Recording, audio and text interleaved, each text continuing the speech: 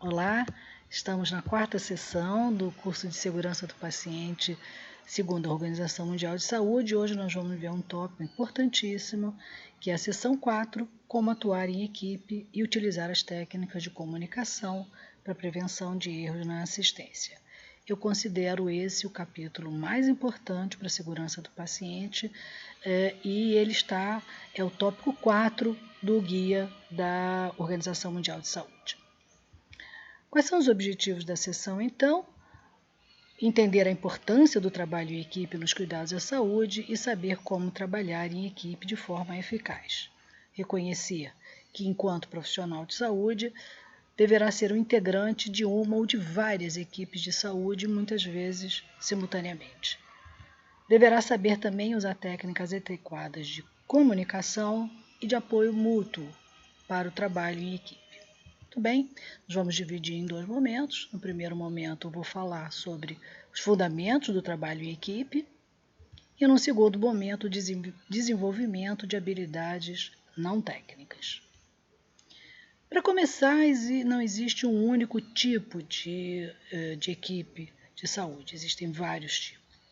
A gente poderia citar, eu vou citar alguns deles, as equipes principais, que são as equipes formadas pelos profissionais de ponta, ou seja, equipes de médicos, equipes de enfermeiro, equipes de farmácia e as equipes interdisciplinares, que têm com todos esses profissionais.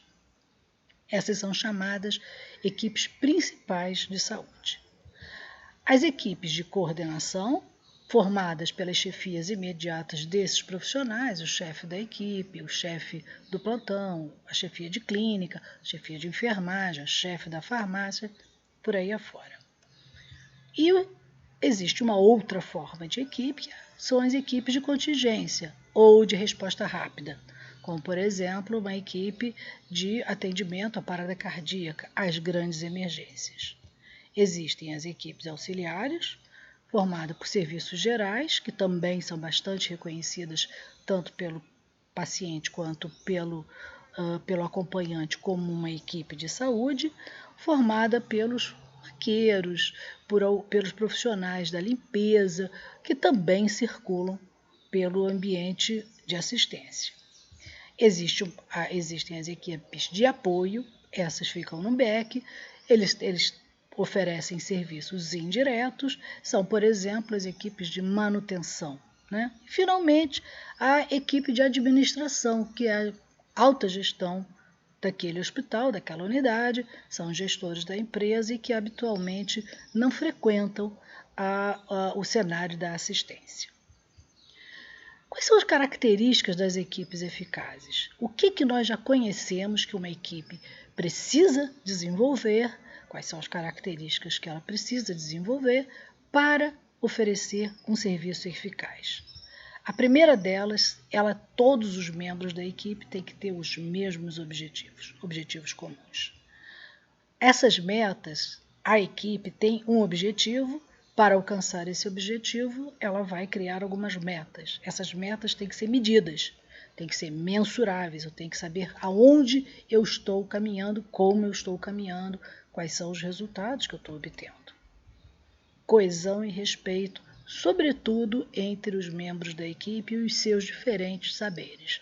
Hoje em dia não se entende mais que nós tenhamos que conhecer todos os assuntos. Não, cada profissional tem a sua expertise e colabora com o seu conhecimento específico. Liderança eficaz.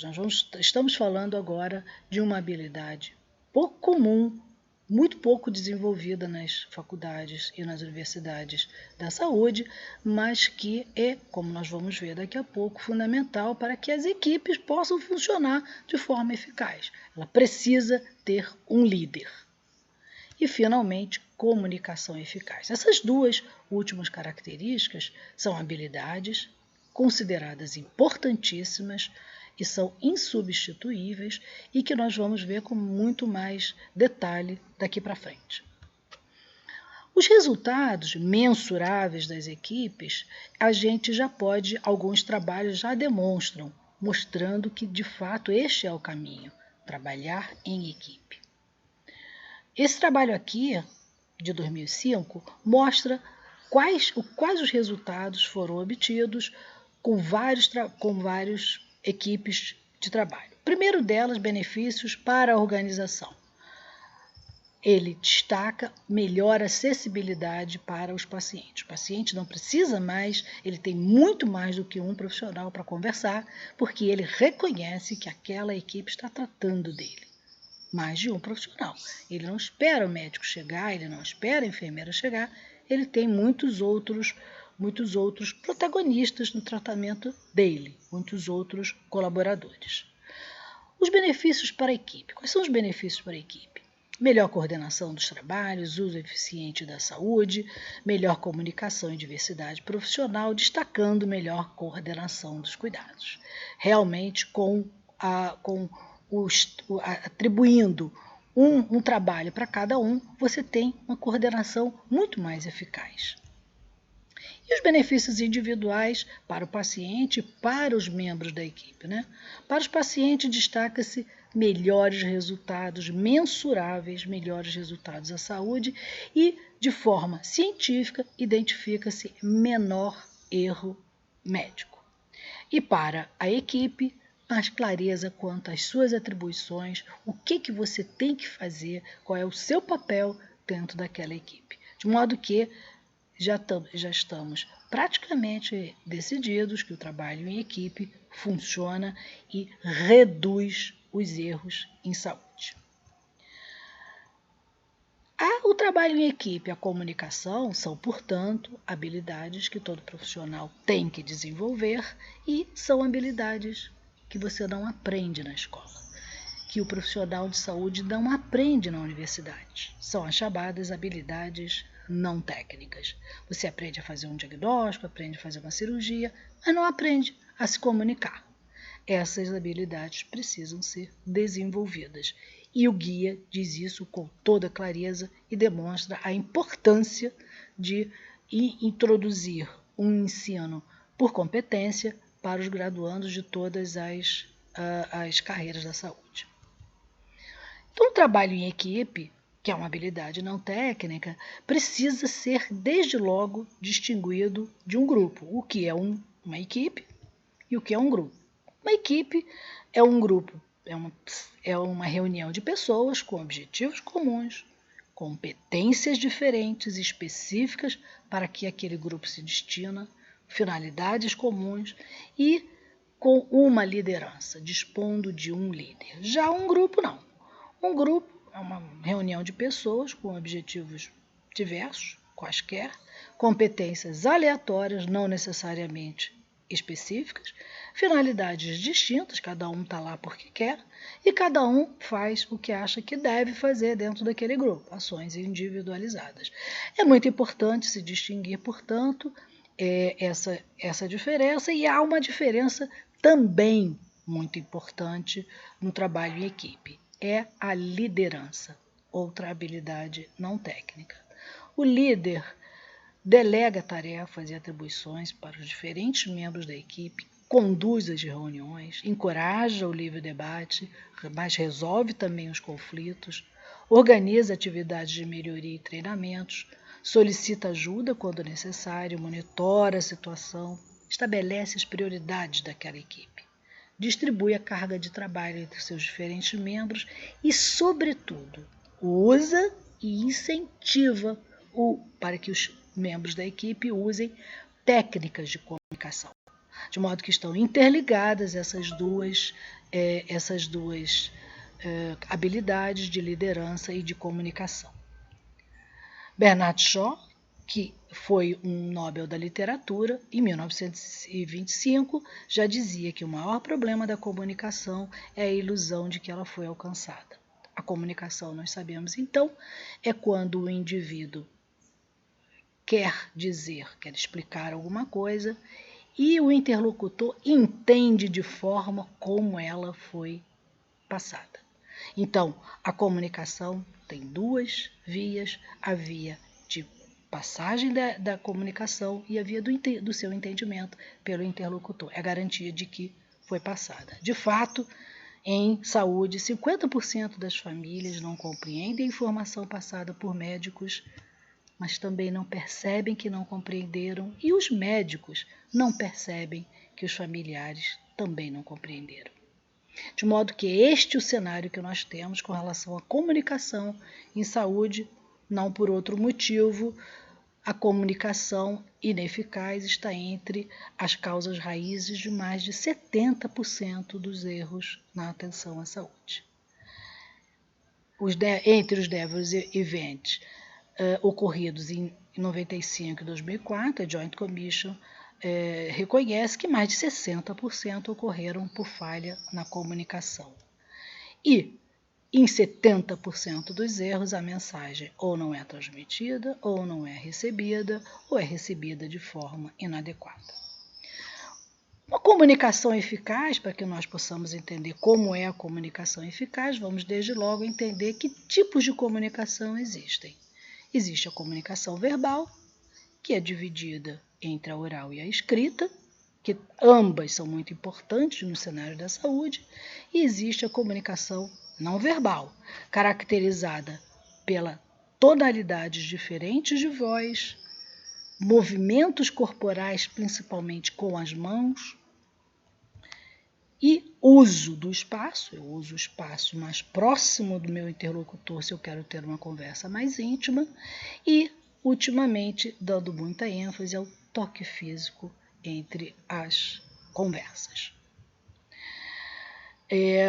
Para compararmos a comunicação, o peso da comunicação verbal da não verbal, existe um trabalho feito na década de 1967 que ficou denominado como regra 738-55 e que conclui que o peso das palavras, o peso do seu discurso para o entendimento do locutor é de apenas 7%.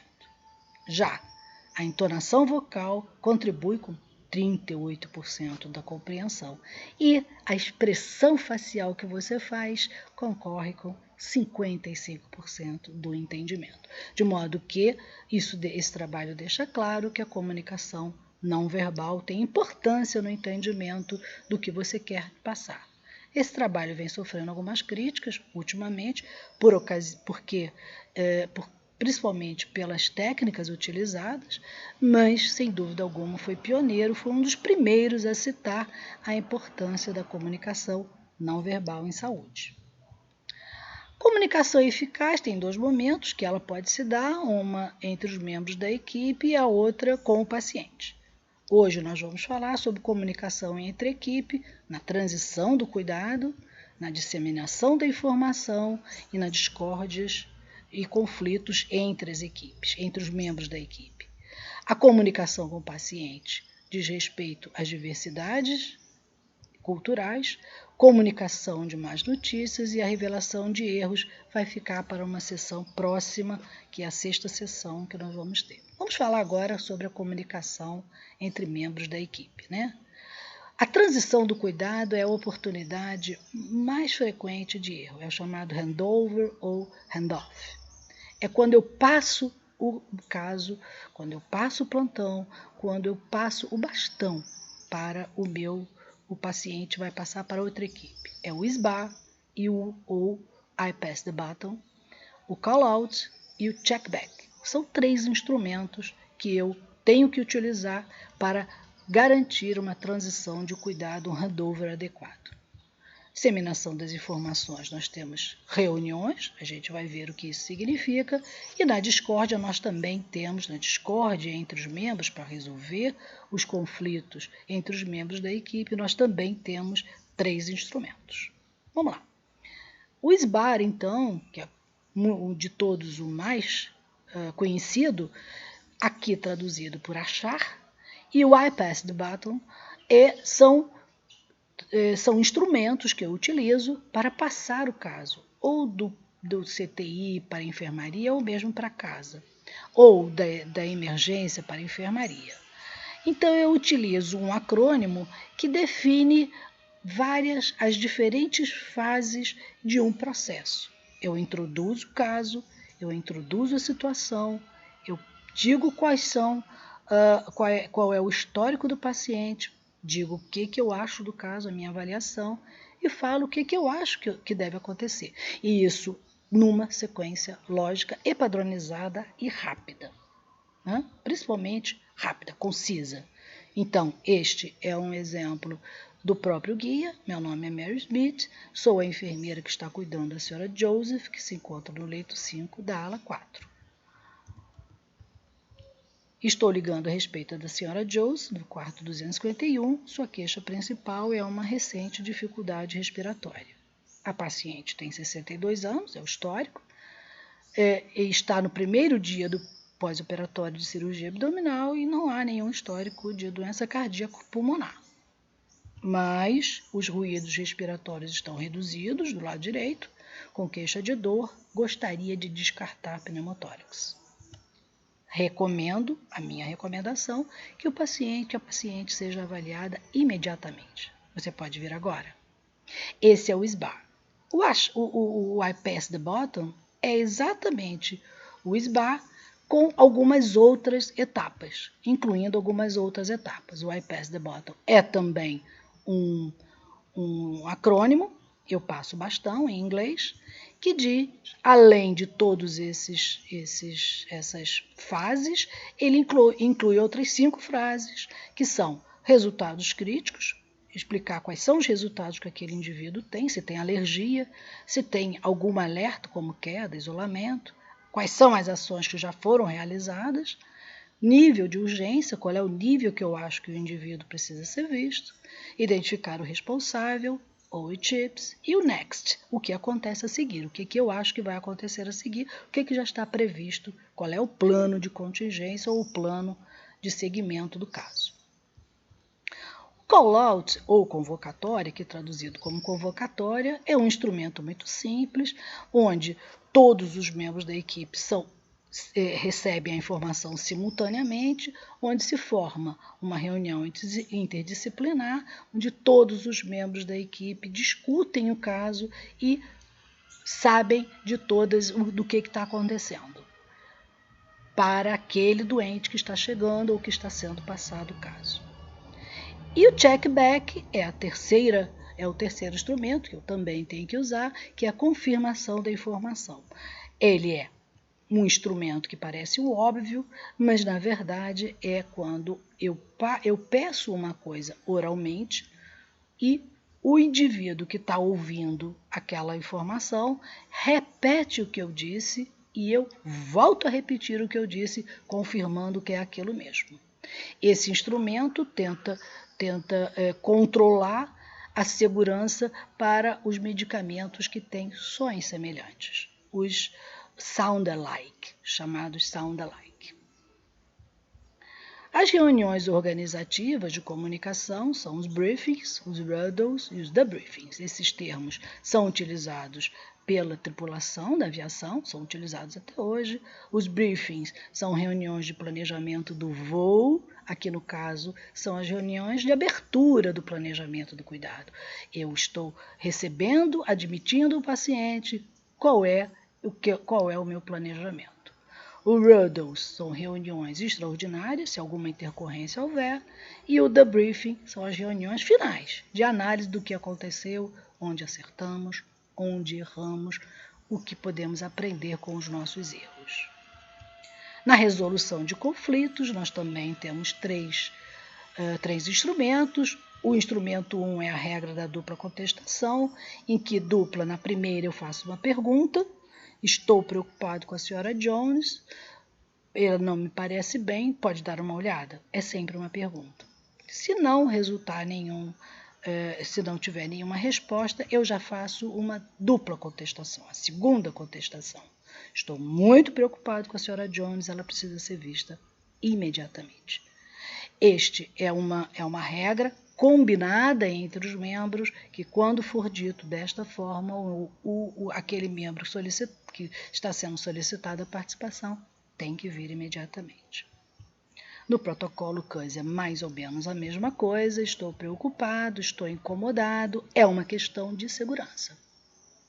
Stop the line, pare tudo e venha ver este caso.